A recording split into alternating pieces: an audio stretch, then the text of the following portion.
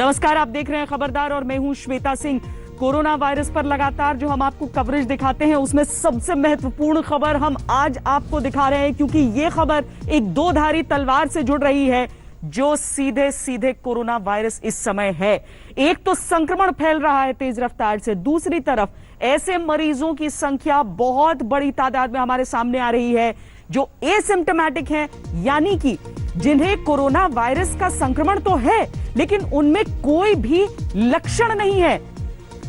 बिना लक्षण वाले ऐसे ही मरीजों को एसिम्प्टोमेटिक कहा जाता है। माना जा रहा है कि दुनिया भर में इस तरह के एसिम्प्टोमेटिक कोरोना पॉजिटिव मामले 50% के आसपास हैं। भारत में ऐसे मरीज बहुत बड़े पैमाने पर मिल रहे हैं। कोरोना के खिलाफ युद्ध लड़ रहे भारत के लिए ये चिंता की बात है और ये आपके लिए सबसे बड़ी खबर है, क्योंकि हो सकता है आप जाने अनजाने में कोरोना वायरस को लेकर घूम रहे हो, जाने अनजाने में दूसरों तक संक्रमण फैल रहा हो। इसके लिए हमारे साथ तमाम एक्सपर्ट्स भी खबरदार में जुड़ेंगे, क्योंकि जब इस तरह की कोई बीमारी होती है, जब इस तरह का कोई संक्रमण होता है जिसके बारे में जानकारी नहीं होती, तो जानकारी हासिल करना और सही स्रोत से उस जानकारी को हासिल करना सबसे ज्यादा आवश्यक हो जाता है। तो आज खबरदार में एक एक जानकारी इससे जुड़ी देंगे, लेकिन पहले हम आपको जरा देश में जिस तरह की सूरत है, हमने दुनिया में बताया कि 50% मरीज कम से कम एसिम्प्टोमेटिक हैं, लेकिन देश में क्या हाल है वो आपको हम दिखाते हैं। देश में कोरोना के केवल 20% मरीजों में ही बीमारी के लक्षण दिखाई दे रहे हैं, जबकि 80% कोरोना संक्रमित मरीज एसिम्प्टोमेटिक हैं, यानी ऐसे मरीजों में कोरोना से जुड़े कोई लक्षण नहीं दिख रहे। इसे लक्षणों की कसौटी पर देखेंगे तो आपको यह बात ज्यादा समझ में आएगी। देखिए कोरोना के लक्षण क्या है। सर्दी जुकाम, शरीर में दर्द, बुखार, सांस लेने में तकलीफ, निमोनिया, लिवर, किडनी में तकलीफ, भोजन पचाने के सिस्टम में अचानक तकलीफ होना, और ये सब कोरोना के लक्षण होते हैं। इसके साथ दो और नए लक्षण भी सामने आए थे, सूंघने और स्वाद लेने की क्षमता का खत्म होना और डायरिया। लेकिन अब बहुत सारे मरीज ऐसे हैं जिनमें ऐसा कोई लक्षण नहीं दिख रहा जिसे कोरोना से सीधे तौर पर जोड़ा जा सके। यानी पहले तो वायरस लक्षणों की मदद से पकड़ में आ रहा था, लेकिन अब पूरी तरह अदृश्य है। वायरस मरीज के शरीर के अंदर है, लेकिन किसी को कुछ पता नहीं चल रहा। यह बहुत चिंता की बात है। महाराष्ट्र में 18 अप्रैल तक सामने आए कुल मरीजों में से 65% एसिम्प्टोमेटिक थे। उत्तर प्रदेश में 75%, जबकि असम में 82% मामलों में संक्रमित व्यक्ति में जांच के समय सर्दी, जुकाम, बुखार या सांस लेने में तकलीफ जैसी शिकायतें नहीं थी। दिल्ली में उस दिन सामने आए सभी 186 पॉजिटिव मरीजों को बिना लक्षण वाला कोरोना था। बड़ी संख्या में ऐसे मरीज भी हैं जिनमें इलाज के दौरान भी लक्षण नहीं उभरे। ये वायरस के छिपे हुए कैरियर हैं जो अनजाने में बड़े पैमाने पर अपने संपर्क में आने वाले लोगों में संक्रमण फैला रहे हैं। इसीलिए रैपिड टेस्ट के जरिए इनकी पहचान करना, इन्हें आइसोलेट करना बहुत जरूरी था। सवाल यह है कि आखिर क्यों नहीं दिखते वायरस के लक्षण। असल में कोरोना से संक्रमित मरीज की उम्र, प्रतिरोधक क्षमता और वायरल लोड यानी खून में वायरस की संख्या से यह तय होता है कि उसमें वायरस के लक्षण दिखाई देंगे या नहीं। अगर मरीज की इम्यूनिटी यानी रोग प्रतिरोधक क्षमता मजबूत है और उसका वायरल लोड भी कम है, तो ऐसा हो सकता है कि जांच होने तक पता ही न चल पाए कि वो कोरोना का शिकार है। एक बात यह भी है कि जिन मरीजों में लक्षण नहीं दिख रहे हैं, ज्यादातर जो एसिम्प्टोमेटिक मरीज हैं उनकी उम्र 20 से 45 साल के बीच है, और इसके साथ ही इससे ज्यादा उम्र वाले भी कई लोग जो इस तरह की दवाइयां ले रहे हैं जो उनकी इम्यूनिटी को बूस्ट कर सके, उन लोगों में ये जो सिम्टम्स हैं वो नहीं दिखते हैं। लेकिन उसके बावजूद ये भी सच है कि उनका शरीर एक वाहक के तौर पर काम कर रहा है। वो कैरियर हैं इस वायरस के और जाने अनजाने संक्रमण फैला रहे हैं।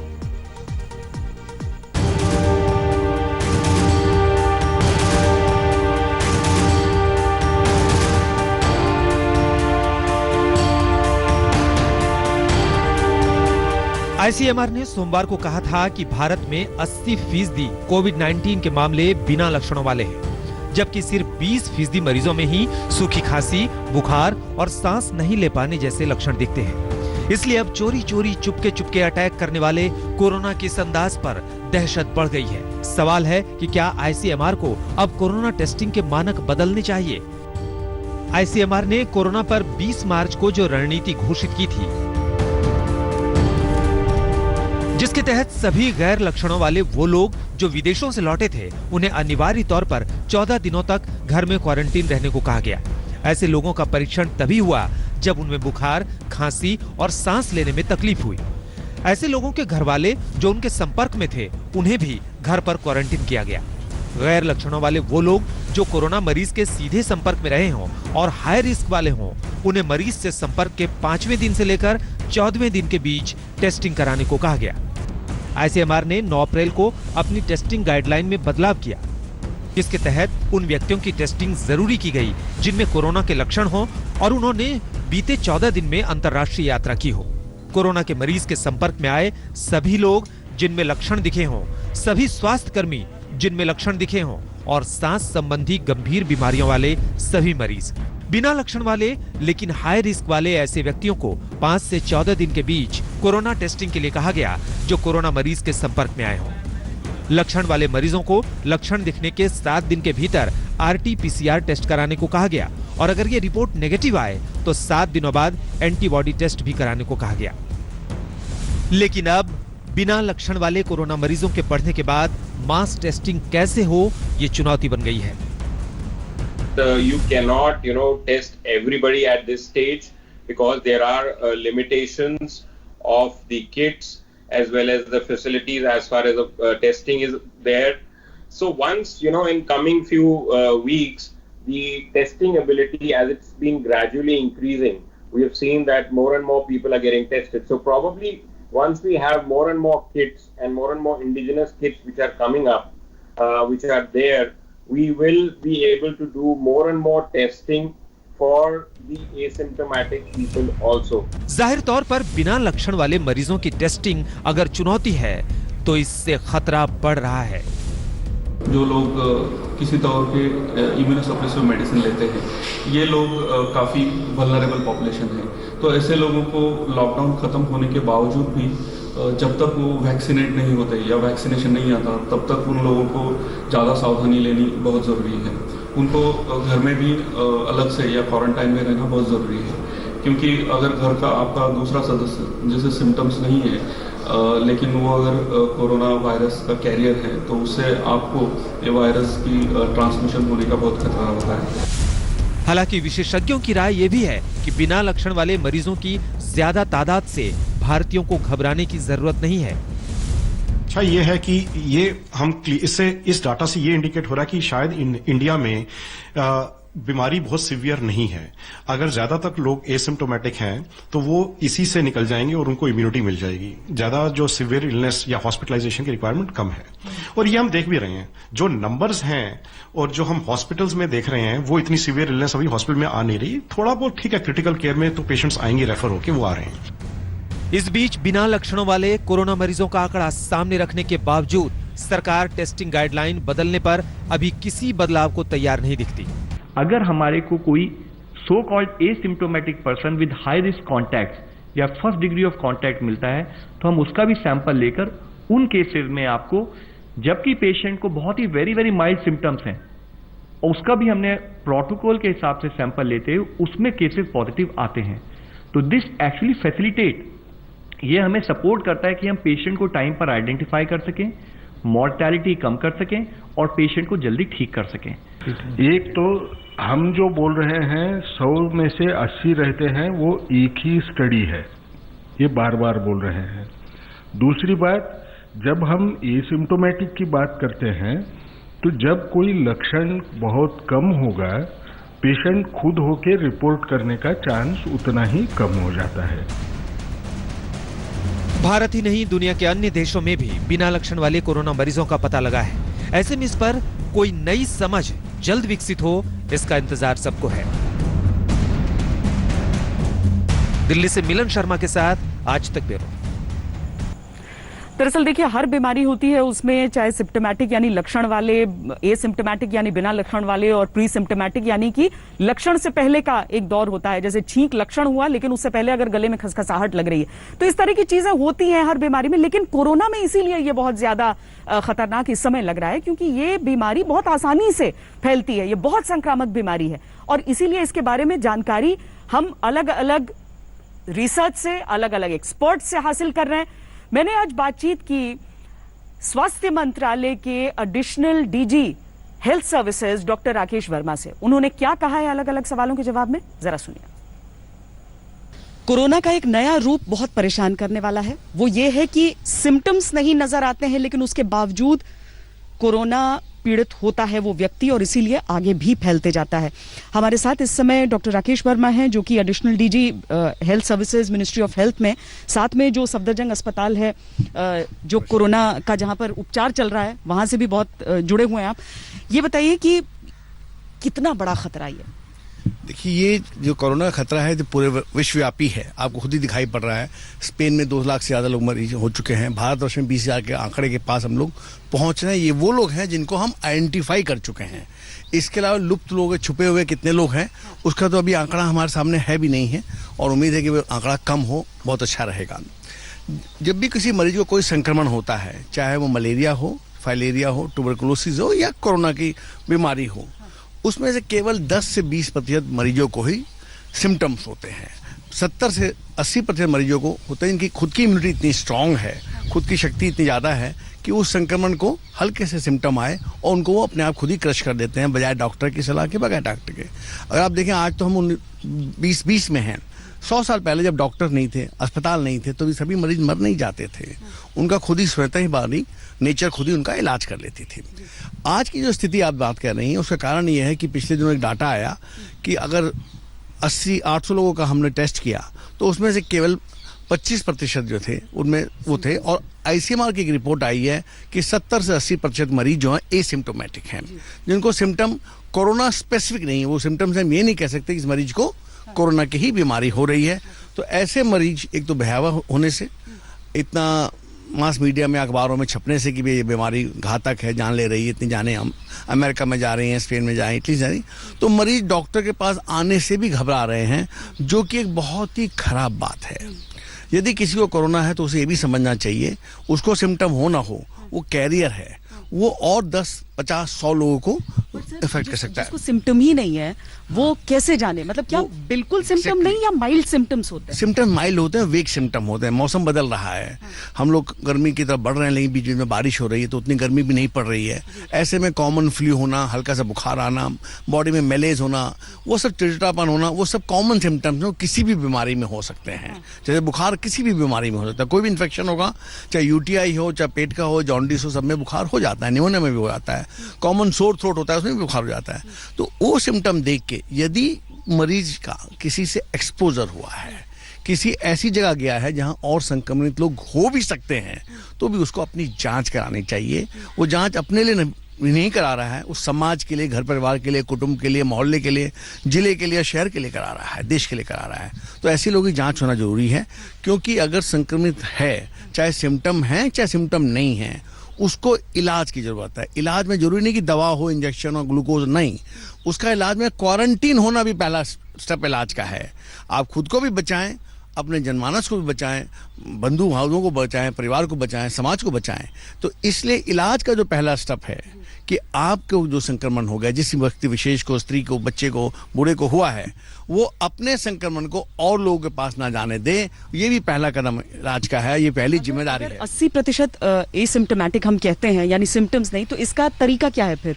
Mass testing? इसका तरीका एक ही है कि सामान्य रूप से किसको हल्के सिम्टम्स हैं या जिसका एक्सपोजर हुआ है, उन सब की टेस्टिंग होनी चाहिए, मास टेस्टिंग होनी चाहिए। और बहुत अच्छी अच्छी रिपोर्टें आ रही हैं, क्विक टेस्टिंग आ रही है, क्विक चीपर टेस्टिंग आ रही है। भारत में एक संस्थान ने भी ऐसी किट बनाई है, हो सकता है 3 हफ्ते 4 हफ्ते में उसकी मशीन आ जाए। त्रिवेंद्रम से मशीन आ रही है, किटिंग आ रही है, तो शायद मास टेस्टिंग ही इसका एक प्रयास होगा।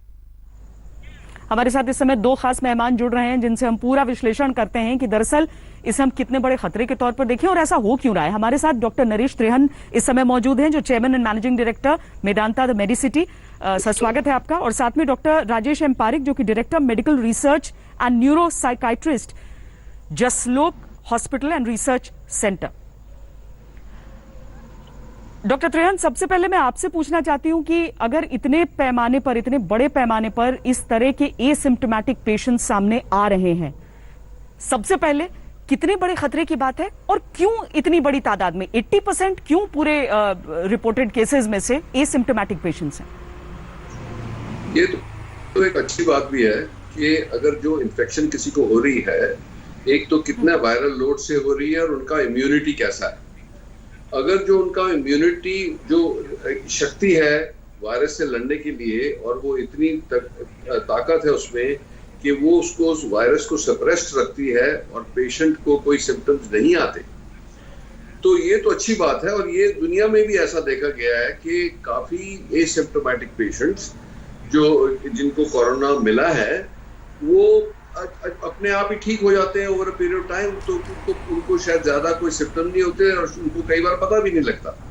पर इसका खतरा ये है कि एसिम्प्टोमेटिक होते हुए अगर जो किसी को है तो ये प्रॉब्लम आ जाता है कि वो और लोगों को इन्फेक्ट कर सकता है नॉट नोइंग कि उनको है। सो इसके दोनों पहलू देखने पड़ते हैं। सो एक हमारी हिस्ट्री में भी इंडिया में अभी तक यही एक्सपीरियंस आ रहा है कि बहुत सारे लोगों को बड़ा माइल्ड फॉर्म ऑफ कोरोना मतलब 80-85% को ऐसा आ रहा है।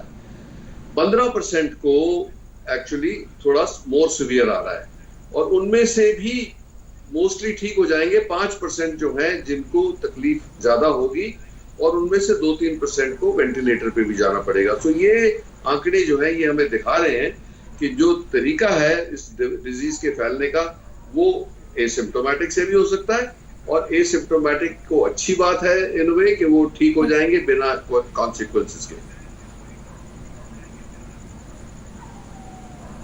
पर डॉक्टर पारेख, अगर हम एसिम्प्टोमेटिक लोगों की इतनी बड़ी संख्या देखते हैं और जैसा कि डॉक्टर त्रेहन भी कह रहे हैं कि इसमें दिक्कत सिर्फ ये होती है कि आप अगर कैरियर हैं तो हो सकता है किसी कोई वीक आदमी, जो कमजोर आदमी जिसकी रोग प्रतिरोधक क्षमता उतनी नहीं है, वो भी आपके कांटेक्ट में आ रहा हो। तो ऐसे एसिम्प्टोमेटिक लोग कैसे जाने कि उन्हें टेस्ट कराना चाहिए और वो बाकी लोगों से उतना न मिले जुले कि दूसरों तक संक्रमण ये फैल सके?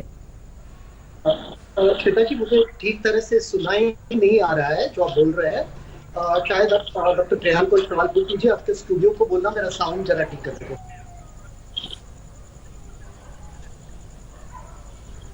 जी जी डॉक्टर त्रेहन, तब तक मैं आपसे ही जान लेती हूं कि जो चीज आप बता रहे हैं, क्या ये हर्ड इम्यूनिटी जिसकी चर्चा हम दुनिया के कई देशों से सुनते हैं, क्या ये उसका परिचायक हो सकता है? क्या ये उसकी तरफ एक संकेत हो सकता है? नहीं, ये तो पॉसिबल है कि सारी, बट ये दोनों तरफ से आपको देखना पड़ेगा। इसके फायदे भी है, नुकसान भी है।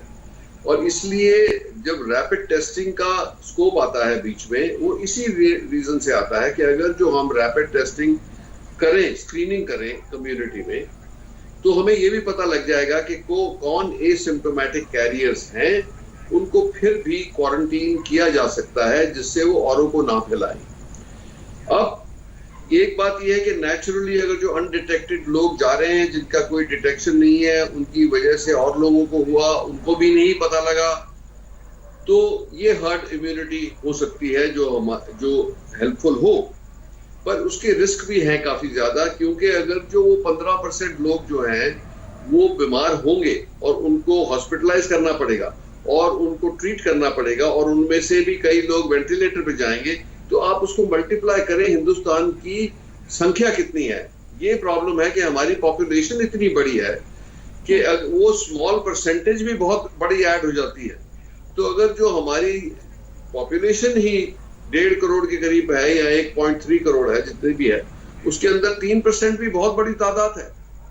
तो इसीलिए हमें तो हर एफर्ट करनी है कि इन लोगों को डिटेक्ट करना है, चाहे सिम्प्टोमेटिक या एसिम्प्टोमेटिक, और इनको अभी आइसोलेट करके ये जितना हम इसको रोकथाम कर सकते हैं वो अभी करनी है। हाँ, इसके बावजूद भी लोग इन्फेक्ट होंगे और हर्ड कम्युनिटी, जिसको हम कहते हैं हर्ड इम्यूनिटी, वो हो सकती है कि हमारी हेल्प के लिए आए। जी, पर आपने रैपिड टेस्टिंग की बात की, उसमें बहुत सारी खामियां जो बताई जा रही हैं। क्या जो लोग ऑटो इम्यूनिटी, जो एसिम्प्टोमेटिक जिनको दिखा रहे हैं हम, जिनमें कोई सिम्टम नहीं दिख रहे हैं, उनमें एंटीबॉडीज दिखेंगी ऐसी जिससे पता चल सके रैपिड टेस्टिंग से कि उनमें कोरोना वायरस है? नहीं, देखो, इस पे बहुत जरूरी है कि ये आप ध्यान से सुने। रैपिड टेस्टिंग के बहुत फायदे भी हैं और गलतफहमियां भी हो सकती हैं उससे। रैपिड टेस्टिंग का फायदा क्या है? अगर जो एक शख्स की रैपिड टेस्टिंग करी जाए, वो अगर जो नेगेटिव निकलती है कि कोई एंटीबॉडी डिटेक्ट नहीं हुई, इसका मतलब ये है कि दो पहलू हो सकते हैं कि उस शख्स को कोई एक्सपोजर नहीं हुआ है और दूसरा है कि एक्सपोजर हुआ है पर अभी तक एंटीबॉडी नहीं हुई। इसका मतलब 7 से 9 दिन अभी नहीं निकले। तो इन लोगों को जिनका नेगेटिव निकले, इसकी वैल्यू क्या है कि आज के दिन उनमें कोई रिकॉर्डेड नहीं है एंटीबॉडी, और अगर जो हम उनको फिर से फॉलो करें हर हफ्ते बाद कि पता लग जाए कि उनको एक्सपोजर हुआ कि नहीं, तो वो एक हमें जो राहत मिल सकती है कि भाई इन लोगों को कोई कांटेक्ट नहीं हुआ, अगर जो 2 हफ्ते तक हम उसको फॉलो करें। दूसरा टेस्ट ये आएगा कि उनको IgM, 2 तरीके की एंटीबॉडी होती है, IgM और IgG। अगर जो IgM निकलता है तो IgM ये कहता है कि वो 7 दिन तक यूजुअली पॉजिटिव होना शुरू हो जाता है और वो 28 डेज तक एंटीबॉडी प्रेजेंट रहेगी बॉडी में। पर उसका मतलब ये है कि वो बड़ी टेम्पररी इम्यूनिटी दे रहा है, इसलिए उन लोगों को PCR टेस्ट कराना चाहिए जिससे डेफिनेटिव पता लग जाए कि इन लोगों को कितना इन्फेक्शन हुआ है और वो किस स्टेज पे है। दूसरा जो टेस्ट आएगा वो IgG है, जो ये रैपिड टेस्टिंग का एलिमेंट होता है। IgG अगर जो पॉजिटिव होता है तो इसका मतलब वो पॉजिटिव नॉर्मली अबाउट 9 दिन के बाद होता है और वो परमानेंटली चलता है, लाइफ में लंबा चलता है। अब साल 2 साल 3 साल जितने साल चलेगा या लाइफ लॉन्ग चलेगा वो चलेगा। अगर जो किसी में IgG प्रेजेंट आ गया है, इसका मतलब उनको एक तरीके की अभी इमीडिएट फॉर्म में इम्यूनिटी मिल गई है, तो वो सेफ हो जाते हैं कि उनकी इन्फेक्शन से जो एंटीबॉडी बनी है वो उसको लड़के और तंदुरुस्त रखेगी। तो ये तीनों चीजों को ध्यान से देखना है। पर एक सबसे बड़ी जो डिस्टर्बिंग न्यूज आई है आज कि जो test kits, rapid testing kits China से आए हैं, उनमें से बहुत ही फेल हो गए हैं और उनकी जो रिलायबिलिटी रेट है वो 5% 6% ये न्यूज में आ रहा है। अगर जो ऐसा है तो ये तो बहुत भयंकर बात है कि हमने अपनी ट्रस्ट से चाइना से माल मंगाया, पैसे दे के मंगाया, काफी खर्चा किया और ये धोखा हो गया कि वो टेस्ट की जो क्वालिटी है बहुत इंफीरियर है। इसीलिए हमें एक तरफ से बहुत ध्यान रखना है कि जो असली कंपनीज जो हैं जैसे रोश है या डेजिमर है, इन लोगों की जो किट्स हैं वो तो टेस्ट हुए हैं फ्रॉम अमेरिकन स्टैंडर्ड्स और सर्टिफाई हुए हैं और उनकी जो एलाइजा मशीन्स भी हैं उससे रैपिड टेस्टिंग बहुत रिलायबली हो सकती है। तो हमें ये जो चीप जो चाइना से माल आ रहा है उस पर बहुत ध्यान रखना है और अगर जो अवॉइड कर सकते हैं तो बहुत अच्छा है, क्योंकि और कंट्री से रिलायबल सामान मिल रहा है और ये रोश वालों ने कहा है कि वो अभी सप्लाई करने को बिल्कुल तैयार है और आ रहे हैं उनके किट्स। तो इसलिए वो फायदा हो सकता है हमें कि रिलायबल टेस्ट अगर जो आएगा उससे हम मैस स्क्रीनिंग कर सकते हैं। जी जी डॉक्टर पारिक भी हमारे साथ जुड़ गए हैं अभी। डॉक्टर पारिक, जो एसिम्प्टोमेटिक पेशेंट्स की बात हम कर रहे हैं कोरोना वायरस के इस समय में, सबसे पहले तो ये आपसे समझना चाहते हैं कि अगर हेल्थ मिनिस्ट्री की तरफ से ये कहा जा रहा है कि 80% अभी तक जो मामले हमारे सामने आए हैं उसमें 80% मरीज एसिम्प्टोमेटिक थे, यानी उन्होंने लक्षण नहीं दिखाए, कितनी खतरनाक आपके हिसाब से ये चीज हो सकती है? क्योंकि जो आदमी जानता ही नहीं उसका लक्षण क्या है वो कहीं दूसरों तक ज्यादा न फैलाए इसे। जी, अभी देखिए ICMR का डेटा तो आज ही आया है, लेकिन मैं जो आपको दिखा रहा हूँ वो 1.5 महीने पहले का डेटा है। ये मैंने 1.5 महीने पहले ये डेटा निकाला था और अगर आप देख सकती है इसको ठीक तरह से,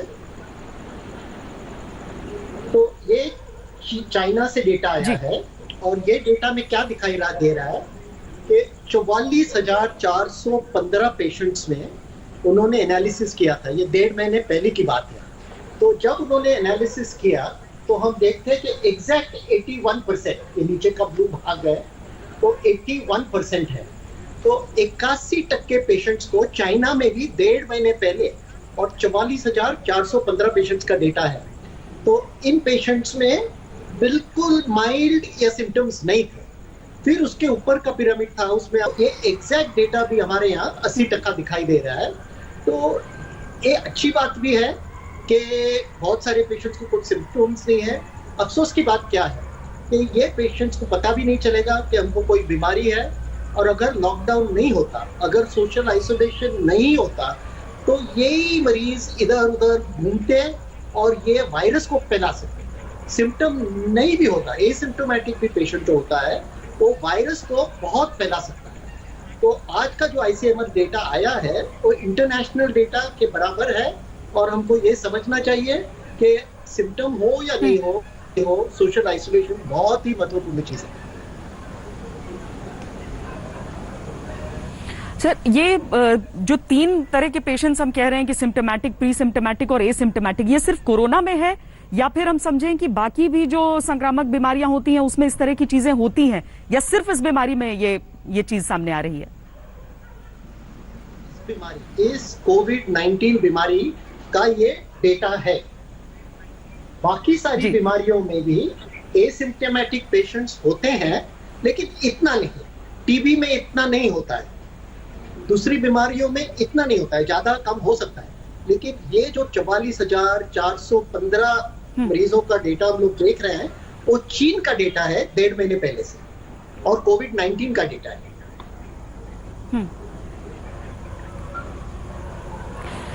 डॉक्टर त्रेहन, हमने ये भी देखा कि किस तरीके से ये बताया जा रहा है कि लक्षण दिखने से 2-3 दिन पहले तक ही बहुत लोगों में वो संक्रमण फैल चुका होता है। यानी कि वही जो बार बार सरकार की तरफ से भी कहा जा रहा है कि सोशल डिस्टेंसिंग इकलौता वैक्सीन है जो इस समय हमारे पास है, तो सिम्टम और नो सिम्टम सोशल डिस्टेंस आपको रखना ही होगा, यही एसिम्टोमेटिक पेशेंट्स के सामने आने का मतलब है। मैं इस पे एक और चीज बताऊंगा कि social distancing by itself may not be effective enough. Masking उसके साथ, मास्किंग और सोशल डिस्टेंसिंग आप करेंगे और हैंड हाइजीन रखेंगे तो आपको बेस्ट चांस है कि आप उससे बच सकते हैं। ये बड़ी इंपॉर्टेंट चीज है जो हम खुद ही कर सकते हैं, इसमें तो किसी को कहने की जरूरत ही नहीं है। तो इसीलिए आप, इसका और कोई इलाज है नहीं अभी, सिर्फ हम ही अपना इलाज कर सकते हैं, हम ही और दूसरों को हेल्प कर सकते हैं। जब भी आप घर से बाहर जाएं मास्क जरूर पहने, 3 layer cotton mask is good enough.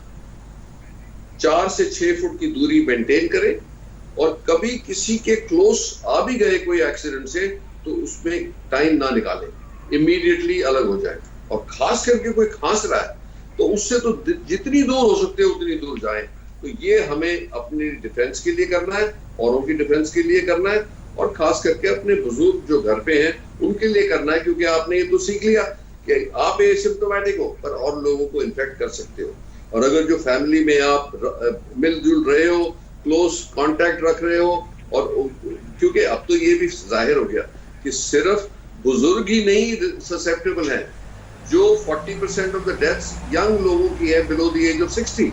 सो ये किसी को भी गलतफहमी नहीं होना चाहिए कि मैं जवान हूं, मुझे कुछ नहीं होगा, मैं जो मर्जी करूं।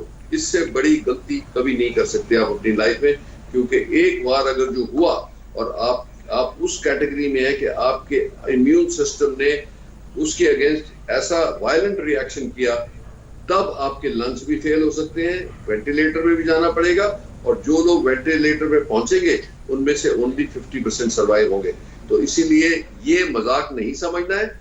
मैं तो बार बार यही कह रहा हूं कि सीरियसली लो, और ये जो है लापरवाही कि हमें कुछ नहीं होगा, ये इससे बड़ी गलती कोई नहीं कर सकता। सो मास्किंग, सोशल डिस्टेंस, लापरवाही जी, वही 3 रामबाण जो बताए जा रहे हैं वही डॉक्टर त्रेहन भी बता रहे हैं। लेकिन डॉक्टर पारिक, एक और चीज नोटिस की जा रही है, अलग अलग जो साइंस जर्नल्स हैं जो छप रहे हैं, जो रिसर्चेस हो रही हैं, वो एक तरफ इशारा करती हैं कि ये जो वायरस है ये अपने आप को बदल भी रहा है, इसके रूप बदल रहे हैं, इसका वेरिएंट्स आ रहे हैं बहुत तरह के। ये भी एक बहुत बड़ी चुनौती तब जब अभी तक इससे बचाव का कोई दूसरा तरीका सामने ही नहीं आया है। जी, इसमें अच्छी खबर यह है कि उतना ज्यादा म्यूटेट नहीं हो रहा है। हर वायरस धीरे धीरे अपने आप से म्यूटेट होता है, उसका अवतार जो होता है वो थोड़ा बदल जाता है। फ्लू वायरस तो हर साल इतना बदल जाता है कि नया ही वायरस जैसे हो जाता है, इसलिए हर साल सीजन में फ्लू आते जाता है, उसको सीजनल फ्लू बोलते हैं, और उसका वैक्सीन भी हर साल लेने पड़ता है। कोरोना वायरस का जो म्यूटेशन हो रहा है वो पहले जो बैट वायरस था उसका 90%, ऑलमोस्ट 90% जेनेटिक कंपैरिजन था।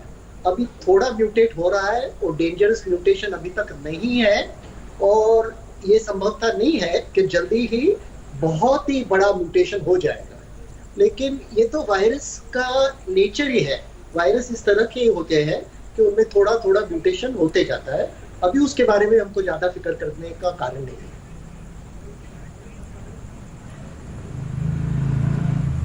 डॉक्टर त्रेहन, हम इतने दिनों में जो भारत की लड़ाई देख रहे हैं कोरोना वायरस के खिलाफ, उसमें हम देख रहे हैं कि बाकी देशों की तुलना में जो ग्राफ है वो भारत का बेहतर नजर आ रहा है।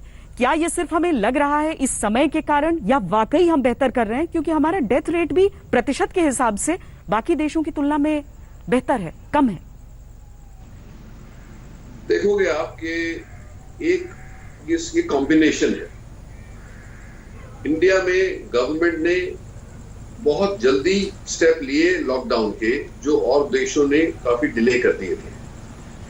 लॉकडाउन से एक ही लक्ष्य था उसका कि ये जो चेन बन रही है, क्योंकि ये बहुत इन्फेक्टिव वायरस है, इसका ये देख, जैसे हम बोलते हैं कि अच्छा इतनी डेथ्स नहीं होगी, 3% होगी, और वायरसेस की भी होती थी, सार्स की 10% होती थी, वो बातें सब सही है, पर जिस भयंकर रेट पे ये स्प्रेड करता है, वो दूसरे वायरसेस से इसका लगता है कि बहुत ज्यादा प्रोपेंसिटी है स्प्रेड होने की।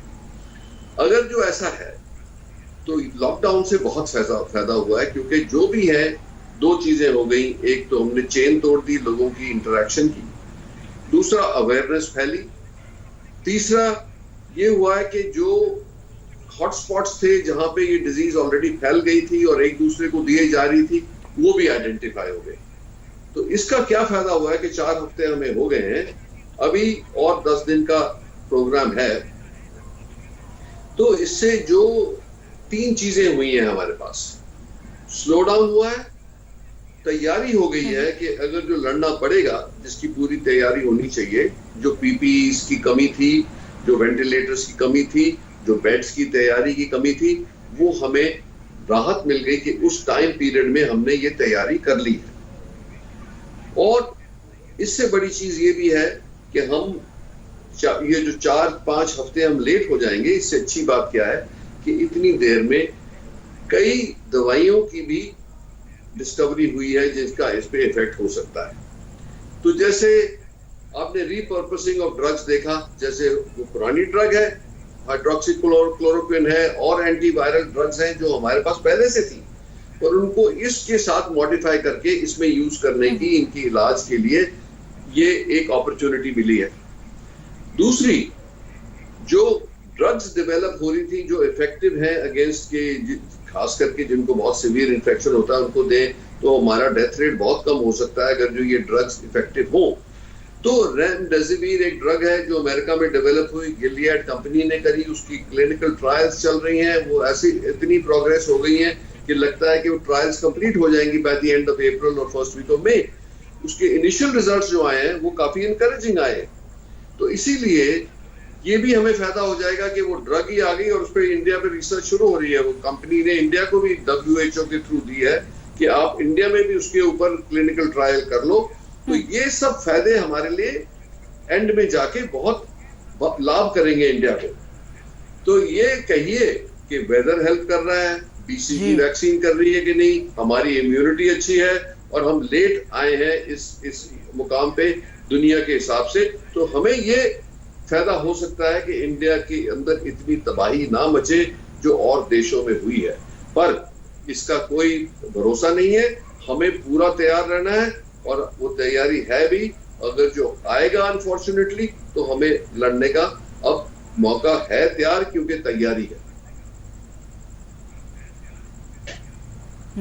बाकी जो बातें डॉक्टर त्रेहन कर रहे हैं, डॉक्टर पारिक, इस तरह की बातें, एक तो रिसर्च में जैसे टीबी के वैक्सीन की बात हो गई या बाकी कॉम्बिनेशन ड्रग्स की बात हो गई, ये सारी चीजें तो एक तरफ हैं, लेकिन लोग भारत में ऐसा बहुत मान रहे हैं कि हमारी नेचुरल इम्यूनिटी मदद कर रही है। क्या वाकई ऐसा है? क्या इसमें एक वैज्ञानिक पहलू भी इसका है, या फिर हम बहुत जल्दबाजी कर रहे हैं इस निर्णय तक पहुंचने में?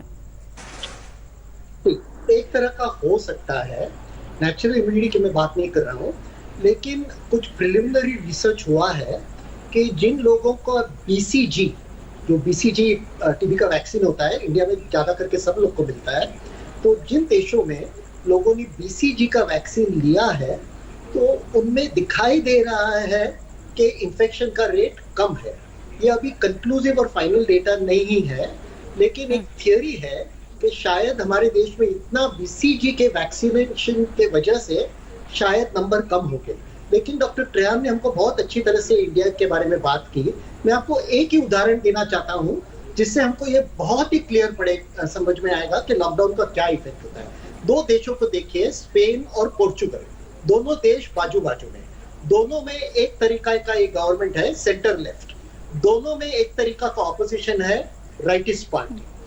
स्पेन में राइटिस्ट पार्टी वॉक्स पार्टी और जो गवर्नमेंट पॉलिटिकल पार्टी पावर में है बिल्कुल बात नहीं करते एक दूसरे से। 8 मार्च को इंटरनेशनल वुमेन्स डे था और स्पेन में विमेन ने, फेमिनिस्ट लोगों ने विमेन्स राइट्स के लिए बड़ा प्रोटेस्ट प्लान किया। गवर्नमेंट बोल नहीं पाया उनको कि ये मत करो क्योंकि ये बहुत सेंसिटिव इशू है। राइटिस्ट पार्टी ने भी काउंटर प्रोटेस्ट किए। तो एक दिन में 40-50 हजार लोग रास्ते पे आ गए 8 मार्च को, और दूसरे हफ्ते में स्पेन के केसेस डबल हो गए। पोर्चुगल का पॉपुलेशन 20% है स्पेन से, लेकिन वहां मौत का जो रेट है वो 3% ही है। तो 20% पॉपुलेशन में 3% डेथ है स्पेन का। हमारे देश में जो लॉकडाउन हुआ वो ठीक समय पे हुआ, और वो मुझे लगता है अपने नेचुरल इम्यूनिटी से भी बड़ा कारण है कि हमारे रेट्स कम है।